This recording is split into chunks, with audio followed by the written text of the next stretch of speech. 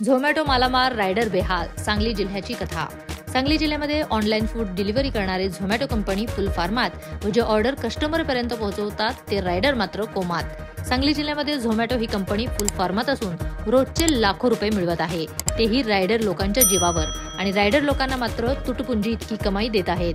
आज दिवसाचे 10 ते 12 तास काम करून रायडरांना अर्निंग 500 ते 600 रुपये देत आहेत. त्यातील रायडर लोकांचे तेलाचा खर्च 300 रुपये आहे. तो रायडर स्वतःच्या खर्चाने घालतोय, म्हणजे 600 रुपये इन्कम आणि 300 रुपये तेलाला गेल्यानंतर 10 ते 12 तास काम करून 300 रुपये पदरात पडतात. त्यात गाडीचा मेंटेनन्स वेगळा. ही अवस्था आज सांगली जिल्ह्यातील झोमॅटोरांची आहे आणि याला एकमेव कारणीभूत झोमॅटो कंपनी व याचा येथील मॅनेजर आहे. कारण की रायडर यांना जेवढे काय कमी करता येईल येथील हे त्यांच्या हातात असतं आणि त्यांनी जे अर्निंगमध्ये किंवा ज्या ऑफरमध्ये जी काटछाट केली जाते त्यांचा मोबदला ते एटीएला मिळतो. ही खरी वास्तविकता आहे आणि यामध्ये पूर्ण सर्व गोष्टींची रायडर लोकांची वाट लागते आहे. पर किलोमीटर जर काढायला गेलं तर 2 रुपये किलोमीटर प्रमाणे ही आज झोमॅटो रायडर यांना पेमेंट देत नाहीये.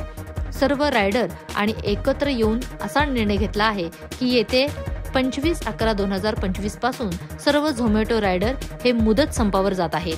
तरी येत्या 25 तारखेच्या आत जर त्यांनी त्यांच्यावर ॲक्शन घेतली तर ठीक आहे, नाहीतर 25 तारखेपासून सांगली जिल्ह्यामध्ये खूप मोठा झोमॅटोचे नुकसान होणार हे निश्चित. सांगली डिजिटलसाठी मिरज तालुका प्रतिनिधी निशांत भंडारे. सांगली डिजिटल जमाना, डिजिटल बातम्या.